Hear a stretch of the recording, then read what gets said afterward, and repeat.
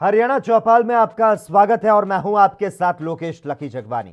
खबरों की शुरुआत करते हैं विस्तार के साथ। सहकारिता मंत्री डॉक्टर बनवारी लाल ने रेवाड़ी में एक प्रेस वार्ता करते हुए जानकारी दी कि 26 नवंबर के बावल में होने वाली मुख्यमंत्री के बावल विकास रैली की सभी तैयारियां पूरी कर ली गई है।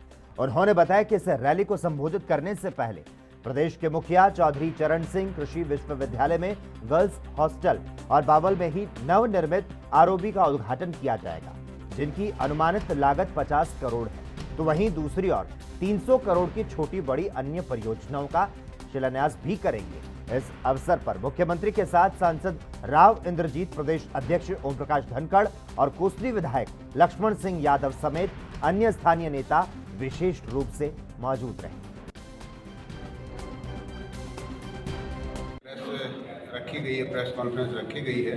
ये माननीय मुख्यमंत्री जी का बावल के अंदर 26 तारीख को एक रैली है, उसके तहत ये रखी गई है और इसकी व्यवस्थाओं के बारे में आपको अभी अध्यक्ष जी ने सारा बता दिया है। और इस रैली के अंदर जो पिछले 2-3 सालों में जो भी विकास कार्य हुए हैं उनका कुछ एक का शिलान्यास होना है, कुछ का उद्घाटन होना है। तो लगभग 30 हरियाणा में जननायक जनता पार्टी 9 दिसंबर को अपना तीसरा स्थापना दिवस मनाने जा रही है, जिसे लेकर पार्टी के प्रदेश अध्यक्ष निशांत सिंह ने एएनबी न्यूज से खास बातचीत की। इस दौरान उन्होंने क्या कुछ कहा, सुनाते हैं आपको। जननायक जनता पार्टी 9 दिसंबर को झज्जर में अपना तीसरा स्थापना दिवस मनाने जा रही है। इस स्थापना दिवस में क्या खास रहेगा, क्योंकि इस समय जजपा जो है सत्ता में है, गठबंधन की सरकार में हिस्सेदार है। इस समय हमारे साथ मौजूद हैं पार्टी के प्रदेशाध्यक्ष सरदार निशांत सिंह। उनसे जानेंगे कि स्थापना दिवस की किस तरह से तैयारियां चल रही हैं और इस दौरान क्या कोई पार्टी बड़ा फैसला ले सकती है, बड़ी घोषणा कर सकती है, और इसके अलावा अन्य मुद्दों पर भी उनसे बात करेंगे। नमस्कार जी। सर, ये बताएं कि जो ये स्थापना दिवस मनाने जा रहे हैं, एक तो ये बताएं कि किस तरह की तैयारियां चल रही हैं। हमारे राष्ट्रीय अध्यक्ष डॉक्टर अजय सिंह चौटाला जी ने पूरे प्रदेश भर से लगभग 50 के करीब हमारे जो मेन लीडर्स हैं उनकी ड्यूटियां लगाई हैं, डिस्ट्रिक्ट वाइज, हल्का वाइज, और वो जा कर के हमारे साथियों को मोटिवेट करेंगे, प्रोग्राम बताएंगे और एक अच्छा आयोजन जो हम उम्मीद करते हैं वो होगा। अगर हम ये जानना चाहें कि इस दौरान होगा क्या उसकी कोई रूपरेखा तय कर ली है कार्यक्रम की? देखिए, प्रजातंत्र के अंदर कोई भी दिन मनाना हो, जैसे ये तो पार्टी का स्थापना दिवस है, तो कोई भी आयोजन या कार्यक्रम हो तो गैदरिंग होती है। हम गैदरिंग करेंगे, अपनी पार्टी का जो जन्म दिवस है, स्थापना दिवस है, उसकी चर्चा करेंगे, क्या क्या हमारी पार्टी ने और सरकार में रहते हुए किया है, क्या संभावनाएं हैं, ये सारी चर्चा होती है, राजनीतिक चर्चाएं होती हैं। आपने स्वयं कहा कि राजनीतिक चर्चाएं होती हैं, क्योंकि आपकी जो पार्टी है पहली दफ़ा अपने अस्तित्व के आने के बाद तुरंत सत्ता में आई है। क्या मानकर चलें कि इस दौरान जो है, इस बड़े आयोजन के दौरान रिपोर्ट कार्ड भी लोगों के सामने पेश करेंगे?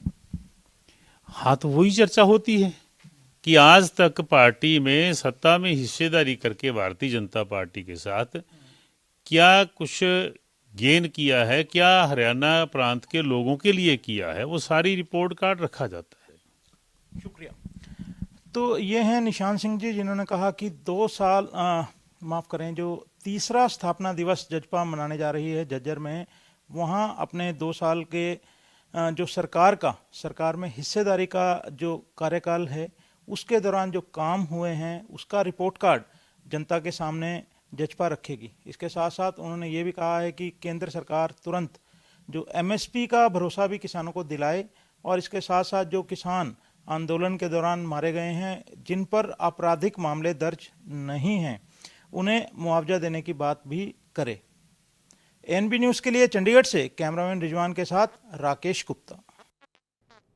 वहीं चंडीगढ़ में पत्रकार वार्ता के दौरान कांग्रेस के राष्ट्रीय प्रवक्ता रणदीप सिंह सुरजेवाला ने हरियाणा में रोजगार को लेकर प्रदेश सरकार पर निशाना साधा। उन्होंने कहा कि हरियाणा का रोजगार भर्ती और बिक्री घोटाला व्यापम घोटाले से भी बड़ा है। में सुधार के नाम पर नौकरी लगाने वाले दोनों आयोगों में परीक्षाओं का परोक्ष रूप से निजीकरण कर दिया है। प्राइवेट कंपनियां पेपर बना रही हैं, प्राइवेट कंपनियां ही सेंटर संभाल रही हैं, प्राइवेट कंपनियां रोल नंबर दे रही हैं, प्राइवेट कंपनियां पेपर कंडक्ट कर रही हैं, प्राइवेट कंपनियां ओएमआर शीट स्कैन कर रही हैं, प्राइवेट कंपनियां रिजल्ट बना रही हैं, प्राइवेट कंपनियां ही आंसर की में जो ऑब्जेक्शंस आते हैं उन पर फैसला कर रही हैं। अगर सब कुछ निजी कंपनियों या अश्वनी जैसे जो ठेके पर लगाए गए कर्मचारी हैं उनके हाथों में है, जिनका कोई जिम्मेवारी या दायित्व नहीं, तो फिर सच्चाई क्या है? और अगर ज्यादा हंगामा बच जाए, कोई बहुत आप में से कोई साथी दिखा दे या कोई विपक्ष का साथी बोल दे, तो एक कंपनी को ब्लैकलिस्ट कर दिया जाता है और दूसरे नाम से फिर वही कंपनी बना ली जाती है। हरियाणा स्टाफ सिलेक्शन कमीशन और हरियाणा पब्लिक सर्विस कमीशन को बगैर देरी बर्खास्त किया जाए ताकि एक निष्पक्ष जांच हो सके।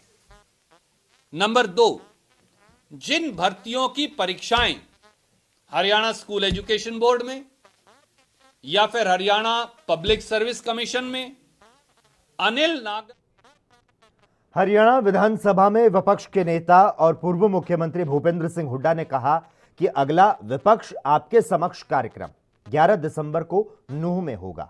इस कार्यक्रम के जरिए सरकार की विफलताओं को जनता के सामने रखा जाएगा। हुड्डा ने सरकार पर जनता से वादा खिलाफी का आरोप लगाया। उन्होंने एचपीएससी के डेंटल सर्जन भर्ती घोटाले का मुद्दा भी उठाया। उन्होंने इस घोटाले की सीबीआई या हाईकोर्ट के सिटिंग जज से जांच की मांग की। कृषि कानूनों की वापसी के मुद्दे पर भूपेंद्र सिंह हुड्डा ने सरकार से मांग की कि किसानों से बातचीत शुरू करनी चाहिए, किसानों की सभी मांगों को माना जाना चाहिए। उन्होंने युवाओं को 75% नौकरियों में आरक्षण की बात को गुमराह करने वाला बताया। एक सवाल के जवाब में उन्होंने एलनाबाद उपचुनाव की हार पर मंथन की बात कही। आवधानी सभा उसमें ये भी मुद्दा था, इधर आ जाओ आराम से, ये भी मुद्दा था और बहुत सारे ऐसे मुद्दे थे। विकास के कार्य सब ठप है। मैं जींद शहर में भी घूमा, आज रोहतक में मैं घूमा।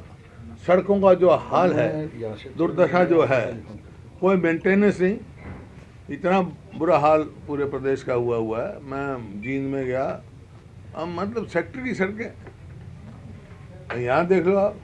मैं आज अपने वहाँ गया था, गांव में, खड़वाली गांव में गया था।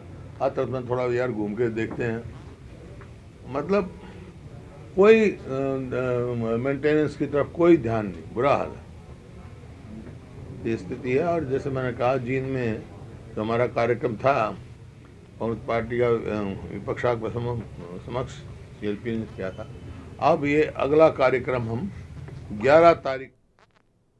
कांग्रेस के पूर्व सांसद और राहुल गांधी के करीबी रहे अशोक तंवर दिल्ली में तृणमूल कांग्रेस में शामिल होंगे। अशोक तंवर दिल्ली में ममता बनर्जी की मौजूदगी में पार्टी में शामिल हो सकते हैं। ममता बनर्जी 2 दिन के दिल्ली दौरे पर आई हैं और इस दौरान वे विपक्ष के कई नेताओं से मुलाकात करने वाली हैं। आपको बता दें, हरियाणा कांग्रेस के पूर्व प्रमुख अशोक तंवर ने फरवरी माह में राष्ट्रीय अपना भारत मोर्चा नाम से नई राजनीतिक पार्टी की शुरुआत की। अशोक तंवर राहुल गांधी के करीबी नेताओं में से एक रहे हैं। तंवर 2009 से 2014 तक सिरसा से सांसद रहे और अक्टूबर 2019 में हरियाणा विधानसभा चुनावों से कुछ दिन पहले उन्होंने कांग्रेस छोड़ दी। टिकट वितरण में अनियमितता और भ्रष्टाचार के आरोप लगाते हुए उन्होंने पार्टी नेतृत्व के खिलाफ बगावत कर दी थी और कांग्रेस प्रमुख के आवास 10 जनपद के बाहर प्रदर्शन भी किया था।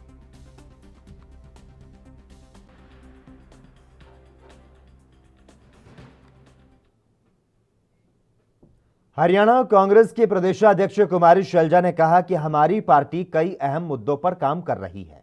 महंगाई के मुद्दे पर हमारी पार्टी काम कर रही है। आइए सुनाते हैं उन्होंने और क्या कुछ कहा। We are undertaking Jan Jagaran Abhiyan throughout the country. We are reaching out to the people.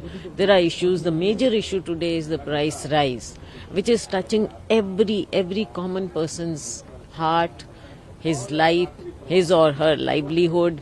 Every woman today doesn't know where she will get the budget from to run her household. All these are big issues. Then of course there are other issues like the 3 yes, farmers' bills, the acts. And now, Honorable Prime Minister has said, he's made an announcement that they're going to repeal these acts. But lot remains to be seen. And Congress will hold a rally in Delhi as a culmination of this Jan Jagran Abhiyan. And President Srimati Sonia. वहीं कुरुक्षेत्र में भूमाफिया के हौसले इस कदर बुलंद नजर आ रहे हैं कि सत्ताधारी सफेद पोशों और प्रशासन की शह पर वो किसी पर भी हमला कर सकते हैं। ताजा मामले में पूर्व मंत्री और कांग्रेस नेता अशोक अरोड़ा के साथ दुर्व्यवहार की तस्वीरें सामने आई। इतना ही नहीं, वीडियो में भूमाफिया के लोग बेरहमी से उनके ड्राइवर को लात घूंसों से पीटते दिखाई दिए। अशोक अरोड़ा से भी धक्का मुक्की की गई, जिसकी खुद पूर्व मंत्री अशोक अरोड़ा ने घोर निंदा की। इस शहर के अंदर भूमाफिया अनअप्रूव्ड कॉलोनियां तो काट रहा है। सरेआम यहाँ पर सेलरों पे कमर्शियल सेक्टर बनाए जा रहे हैं, जो इंडस्ट्रियल की था, जिनको लाइसेंस नहीं मिला, उसको कोई रोका नहीं। आज एक गुंडागर्दी की हद हो गई कि किस प्रकार शहर की एक कॉलोनी जिंदल सिटी, जिसका रास्ता सरकार ने बनाया, जिंदल ने बनाया हुआ है, ये कहते हैं कि हमने लाइसेंस ले लिया, अपने यहाँ सड़क बनाए, रास्ते बनाए, कॉलोनी काटें, कमर्शियल काटें, किसी को कोई इतराज नहीं।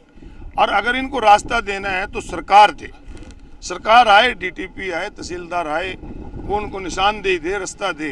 परंतु आज जिस प्रकार हम पिक्चरों में देखा करते थे कि किस प्रकार गुंडे कारों में भर के आते हैं, लाठियां डंडे लेके आते हैं, साथ में डंपर लेके आते हैं और स्वयं पेड़ काट के तार तोड़कर उसका रास्ता बना देते हैं। तो मेरे को जिंदल सिटी की प्रधान है, उस बेटी ने मुझे फ़ोन किया कि हमारे यहाँ ज़बरदस्ती हो रही है।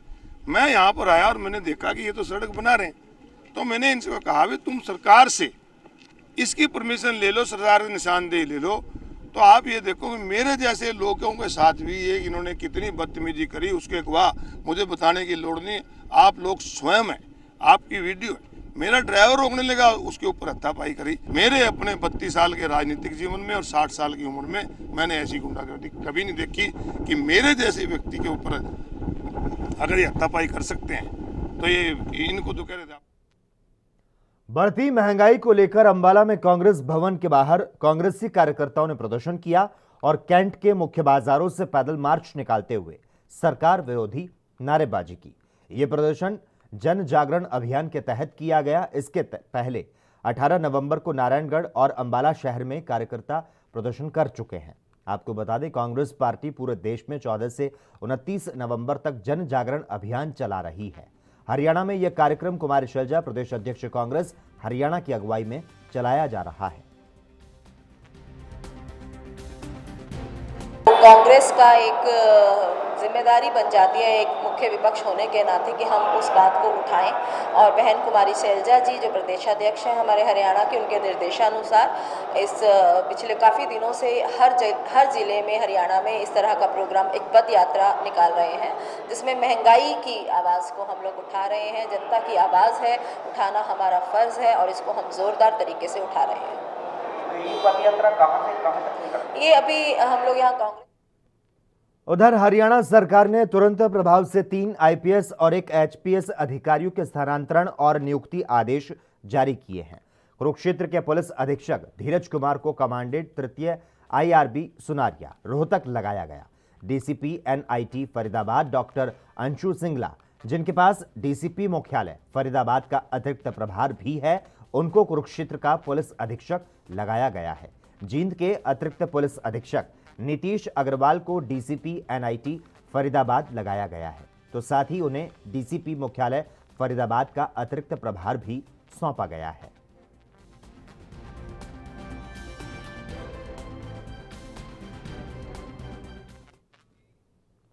हरियाणा के नूह में एक हैदराबाद की नामी आयुर्वेद कंपनी का 1 करोड़ का माल चोरी हो गया।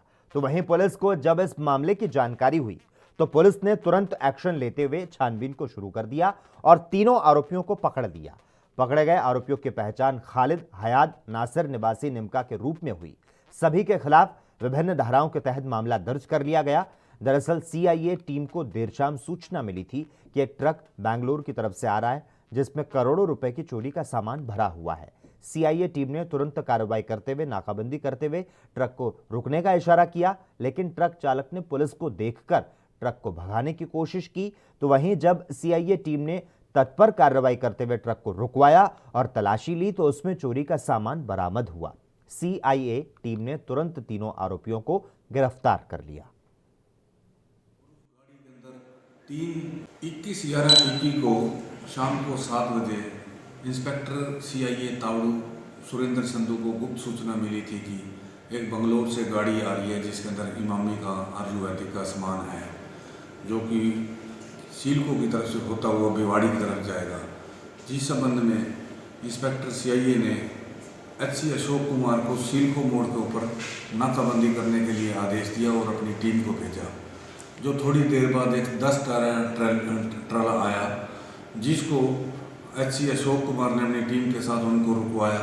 रुकवाने के बाद वो उनकी ट्रक की तलाशी ली गई। तलाशी जब उसकी तरपाल से हटवाई गई तो ट्रक के अंदर 514 पेटियां जो कि इमामी आयुर्वेदिक का सामान था और उस गाड़ी के अंदर 3 व्यक्ति बैठे थे जिनको काबू कर लिया गया। एक का नाम हयात, दूसरे का नाम नासिर और तीसरे का नाम खालिद, जो नीम का। खबरों का सिलसिला लगातार जारी रहेगा। हम यहां पर रुकते हैं एक छोटे से ब्रेक के लिए।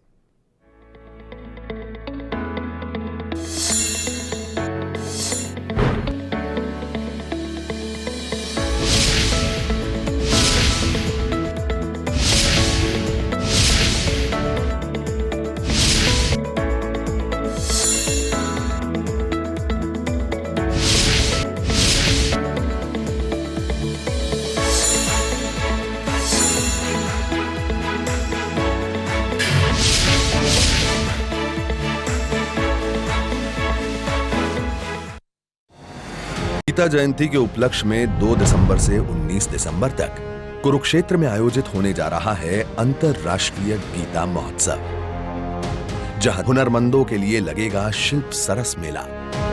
अंतरराष्ट्रीय गीता सेमिनार में होगा गीता पर मंथन।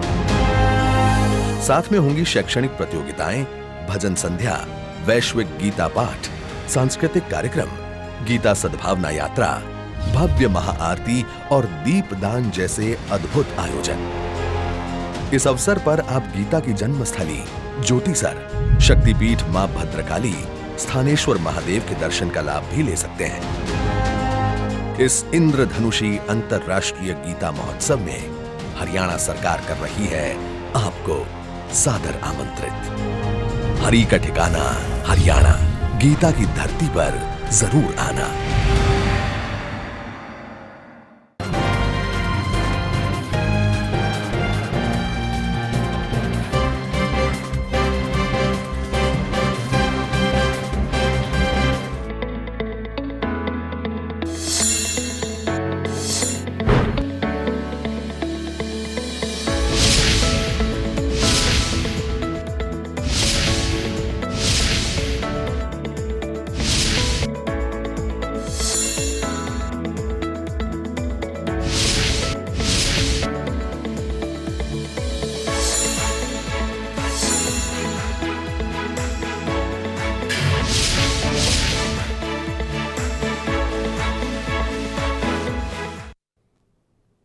ब्रेक के बाद एक बार फिर से आपका स्वागत है। अब बात फतेहाबाद की, जहां पर कोरोना वैक्सीन लगवाने को लेकर लोगों में झिझक देखने को मिल रही है। पहले लोग वैक्सीनेशन सेंटर पर जाने से कतरा रहे थे, तो अब स्वास्थ्य विभाग की टीमें घर घर जाकर वैक्सीनेशन कर रही हैं, लेकिन लोगों की बहानेबाजी अब सामने आ रही है। डिप्टी सीएमओ की अगर माने तो ग्रामीण स्वास्थ्य विभाग की टीमों पर ही आरोप लगा रहे हैं। उनका कहना था कि अगर विभाग की टीमों को अपना टारगेट पूरा करना है तो वो हमें टीका ना लगाकर हमारे पशुओं को टीका लगा सकते हैं, जिसे डिप्टी सीएमओ ने बहानेबाजी बताया।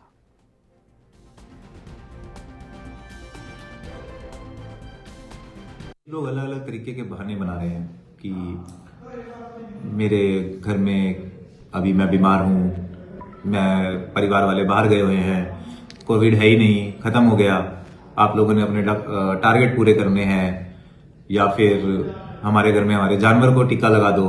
सो इस तरह के बहुत ही जो बहानेबाजी है उसकी वजह से जो कोविड का खतरा है संक्रमण का वो हमारा बढ़ता चला जाएगा। सो इसलिए लोगों से अपील है कि वो इस तरह के बहानेबाजी जिसका कोई औचित्य नहीं है, जिसका कोई साउंड लॉजिक नहीं है, वो अवॉइड करें और ज्यादा से ज्यादा आगे आके अपना टीकाकरण करवाएं। कुछ एक लोगों ने ऐसे भी बोला कि भाई अगर आपको टीका लगाना है, अपना टारगेट पूरा करना है, तो आप हमारे भैंस को या हमारे पशु को टीका लगा दीजिए। तो ये एक बहुत ही लापरवाही। हरियाणा चौपाल में बस इतना ही। तमाम अहम खबरों के लिए लगातार आप जुड़े रहिए हमारे साथ और देखते रहिए ANB न्यूज।